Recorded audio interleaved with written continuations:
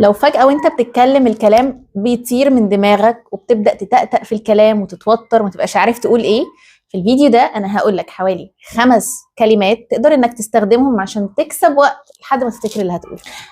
اول كلمة هي This topic is really interesting but، وابدأ بعد كده اقول رأيي. تاني حاجة اقدر افتتح بيها الكلام هي in my opinion، واقول انا رأيي ايه in my opinion. اقدر كمان اقول I agree with what you said او I don't agree with what you said او I disagree with what you said. اقدر كمان اقول I think وافكر شوية قبل ما اتكلم. كل دي حاجات اقدر اقولها في وسط الكلام لو عطلت او فجأة مخي فصل ومعرفتش هقول ايه.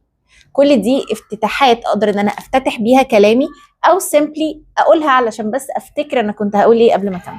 اما بقى لو عايز تتعلم شوية كلمات advanced شوية عشان تنمي لغتك اكتر، ده بالظبط اللي احنا هنعمله في الفيديو اللي جاي. Follow for more. باي باي.